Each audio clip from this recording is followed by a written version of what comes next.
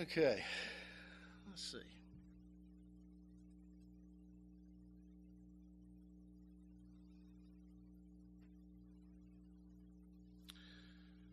All right, we're going to start. Let's turn over to Luke 24. We're going to start there.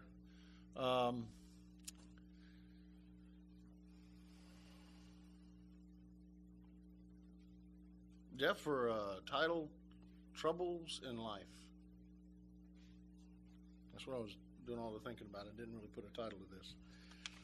I was like, uh-oh, he wants a title. Oh, Freddie, by the way, the easiest way to pass the test is always pick the longest answer. Works every time for me. I think I forgot to tell you that last week.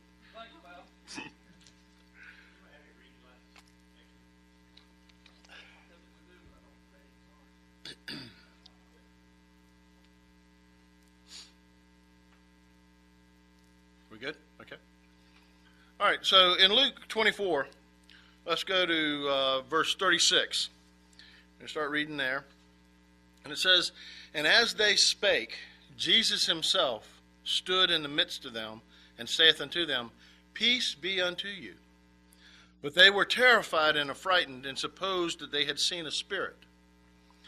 And he said unto them, Why are ye troubled? And why do thoughts arise in your hearts?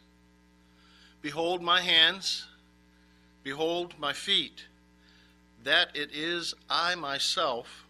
Handle me, and see. For a spirit has not flesh and bones, as ye see me have. And when he had thus spoken, he showed them his hands and his feet. And while they yet believed not for joy, and wondered, he said unto them, Have you any meat? And they gave him a piece of broiled fish and a honeycomb. And he took it and did eat before them. So, this is, of course, the first time Jesus appeared to the disciples after his crucifixion. It's an interesting thing just to see the fact that he appears in the room with them, just appears. And the fact that he makes a point of saying, I am flesh and bone. I am not a spirit. I am a human standing before you. Look at my hands, look at my feet, the scars, the holes, the wounds. And then he says, Do you have anything to eat? And they gave him something to eat. Now, I think most people kind of take this that he appeared that way because he needed to show the wounds. And then he asked for food because a human body needs substance, needs food. So he asked for food, and he ate there with them. And I don't reckon you'd have too many spirits showing up and asking for dinner. So he was trying to calm their fears and their worries and doubts. I mean, it even says, and while they yet believed, not for joy, they were still trying to fathom this in their mind. They were still trying to gather this and get the whole idea. And it goes on further in there. I'm not talking about this part, but it does go on there further, that he starts to talk to them. He breathes on them and gives them knowledge that they start to understand. And they start remembering things that he had said in the past, that Christ had to suffer and rise again. So they start seeing these things. He's helping them out. He's helping them come to the realization that he was not there to set up a mortal kingdom on earth at that time. It's later. Okay? So, hold on to that thought. I read a story that was written by a friend of mine recently, and she works and goes to a bunch of different stores every day. And there was one particular store that she loved to go to. In that store, there was a little middle-aged woman there who was rather unique, to say the least. She describes her as dwarfish in her appearance, but not really a dwarf person, but dwarfish. She had spiked hair, and she was very, very loud, very rambunctious. Against store policy, she sang to the music playing on the speakers. She sang loud, and she sang bad. And my friend knows music. She can play, she can sing, she knows music. And for her to say, and she's also a very nice person, for her to say that this woman had a very flat voice was probably the nicest way she could put it. And this woman would do this in the store, but she also had the ability to say what she wanted, how she wanted, and the way she wanted it. And my friend loved coming to that store because she enjoyed this woman. She loved her freedom. She loved her individuality. And she thought, I wish I could be more like that. I wish I could be that person that sang and didn't care how people thought I sounded. I wish I could be like her and just say what I want to say. Which, at a time, that's a good thing. Sometimes I get called for saying stuff that I want to say bluntly. But that's the best way to say it sometimes. Blunt. Honesty is what it is, and honesty is a good thing. Most of the time. Sometimes I do it just for being silly. But this woman would be very blunt. Well, she came back to the store several times over the next several weeks, and this woman was never there. She hadn't seen her at all, and she didn't know what had happened to her. So about on the third week, when she comes to the store, she sees the woman, and she's like, oh, hey, how are you? How's it going? And they hug and say hi. Well, she finds out that the woman wasn't there for the past 2 or 3 weeks because the woman tried to kill herself. She tried to take her life. This woman who was full of life, full of free spirit, full of excitement and what appeared to be joy, tried to kill herself. And so she was hospitalized for a while and had to see some, therapists and such.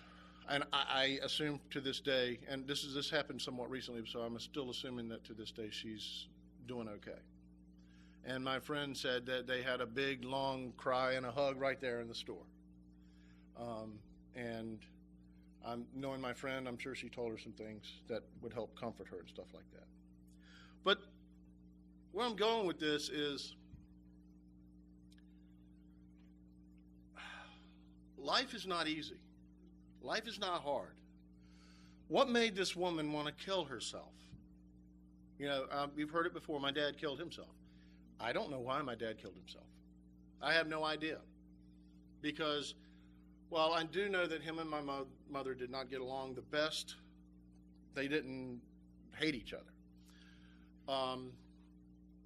But he had me, who I considered him my best friend, and he had my sons and my wife who were constantly around. My sister and her children were constantly around. And for him to do it, I don't know. I can't really answer it. And the same thing go back to this woman. Well, I'm assuming, and this is just me totally assuming, that because this woman had this, as she said, a dwarfish look to her and the spike hair and all, I'm assuming that she grew up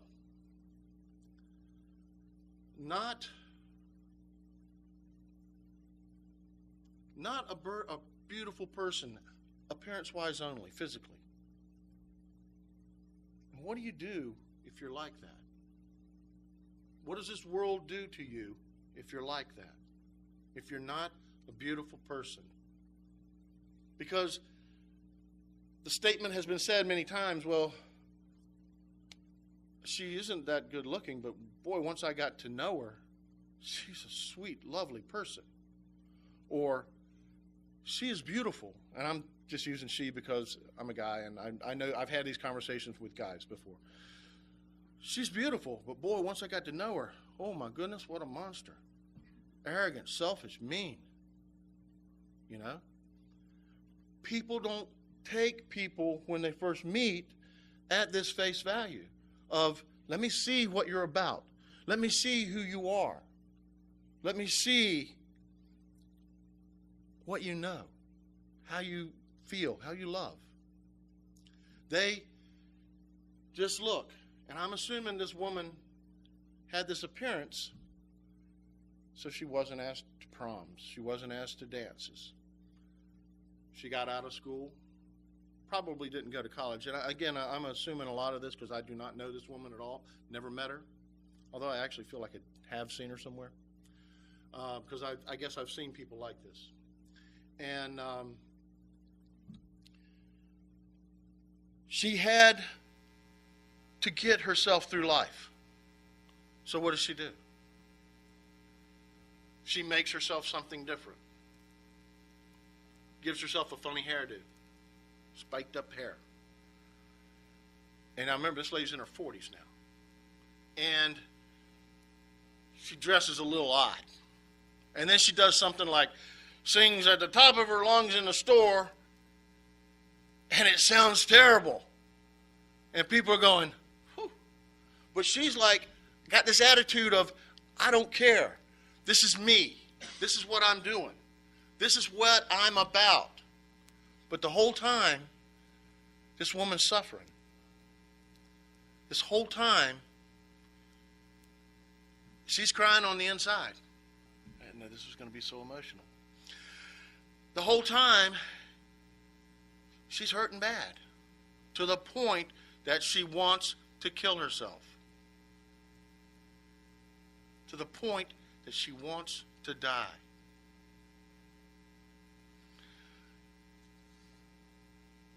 While I'm finishing this part up, turn over to John 20. And this woman, I'm hoping she learned that when she ran into my friend again, that she had a friend, that she had someone who did care deeply about her. And I'm hoping she will get over her, I hate to say her issues because it's not her issue, it's the world's issues. But get over her mental problem with trying to make this world accept her. This world is evil. We always talk about that. It's ridiculous, the things that we put on people. But hopefully she'll learn from that. And I know my friend, while she doesn't attend churches of God and all, I know she's a religious, God-fearing person, so hopefully she'll help her. But it's, in her story came up a question, and I'm going to ask it here, and I don't know if I'll give you the answer, but I'm going to ask it. In John 20, in verses 24 through just on down from there a little bit, going over the same scenario we just went over in Luke. But Thomas, one of the 12, called Didymus, was not with them when Jesus came. We're picking up right at the end after Jesus had come and had fish with them. And the other disciples therefore said unto him, We have seen the Lord. But he said unto them, Except I see in his hands the print of the nails, and put my finger into the print of the nails, and thrust my hand into his side, I will not believe. And after 8 days again his disciples were within, and Thomas with them. Then came Jesus, the doors being shut, and stood in the midst, and said, Peace be unto you. And then saith he to Thomas, Reach hither thy finger, and behold my hands, and reach hither thy hand, and thrust it into my side, and be not faintless, but believing. And Thomas answered and said unto him, My Lord and my God. Jesus said unto him, Thomas, because thou hast seen me, thou hast believed. Blessed are they who have not seen and yet believed. And this carries over to us. We have not seen Christ. We have never seen him. We have not touched the wounds on his hand or the wound on his side, but we believe. Now, back to the woman. She obviously had torment in her life. Her life was obviously not what we, or what my friend, thought it appeared. My father's life was obviously not what I thought it was. It was not the way I appeared, or it appeared to me. So something was wrong there. Obviously, the short answer is Jesus Christ was not in their lives, because this woman that my friend knows is not a religious person to any extreme at all. And my dad was not a big-time religious person. Matter of fact, he hated most churches for the hypocrisy that's in churches and things like that, and what he saw on TV, the big-time preachers asking for all your money, wanting all your money and stuff like that. He saw that as total hypocrisy and nothing to do with Christianity or the Bible. He loathed Christmas. Should have known something was up when the last Christmas he was there with us. He made it a big deal. I mean, he made it was one of the biggest, best Christmases ever had. And I should have known something was up because he was doing it. Not sitting back going, oh, good grief, Christmas shopping, all that mess. But we don't see these things. We don't understand these things because we're wrapped up in our life. We're wrapped up in what we're doing. We're wrapped up in everything but probably what we should be wrapped up in. Our scriptures, the love of Jesus Christ. So the question is, why in the first scenario I feel it was more, in Luke, it was more, this is who I am. Look, the wounds. Look at my feet. He didn't have to pull his tunic back and show the wound in his side, but he had to do that with Thomas. Jesus Christ died on a cross, buried in a tomb, rose 3 days later, appeared in various places, and then ascended to his Father and came back. And at first, remember, nobody could touch him because he hadn't ascended to his Father. He went, he came back, and he walked with the men on the road, and he ate with them. And then he came and he showed himself to his disciples. And then it was, touch me. I am flesh and bone.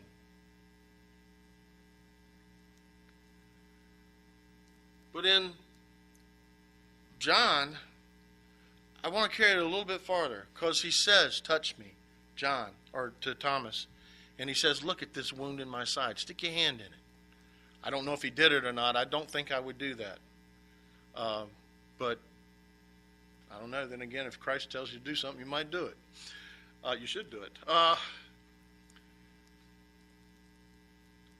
Christ could have been perfect appearing.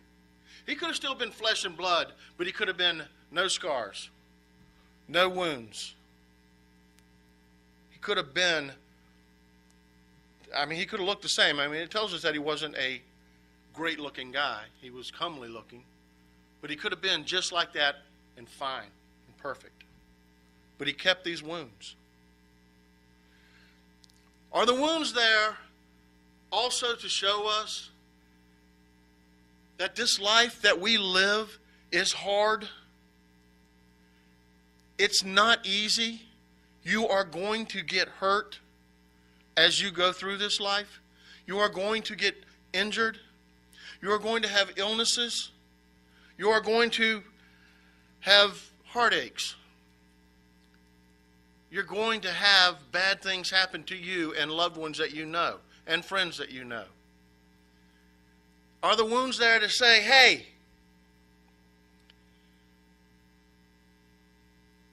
look what I endured for you. Believe in me and follow me. And I made it through. I will bring you through. Because he tells us also that whatever happens to you, I will always make sure it is not too much for you to get through, to handle, to take care of, to get by. And we forget these things. And we forget what he said and what he did. And we forget, and we need, I almost want to put a picture up of a man with the wounds to look at every now and then and go, yeah, he did that. Tie a string around your finger to remind you that string is for Christ. Why is it irritating me? Because it's Christ and he's trying to tell you something right now. We forget. Did he come back and keep the wounds because he wanted us, not only them then, to realize that's really him. Those are the wounds he got. I saw him on the cross. I saw him when they took him down. I saw him when we laid him in the tomb. And then the wounds are for us to say, I did this for you. Accept me. Accept what I deliver to you, what I brought you, and live. Live your life. Live it full. Live it good. Enjoy it. Have laughter. Have fun. Know that things are going to happen. You will get through them because you are with me, I am with you. You are in me, I am in you. Believe in me. That's what those wounds are telling us. No other person has done that for us. There are men who fought and died for this country, and thank God for them. But their death did not give me life forevermore. Not to take anything away from them. But Christ is the only one that can help us through all the things that we go through. And it's up to us to maintain and this fire and this urgency and this love for the man with the wounds. I don't have many wounds. Mine have all healed up. We got a lot earlier. There's a lot of car crashes. But I can't do anything for you. But the man who got the wounds, the real wounds, can do everything for you. Don't forget this and live with Jesus every day.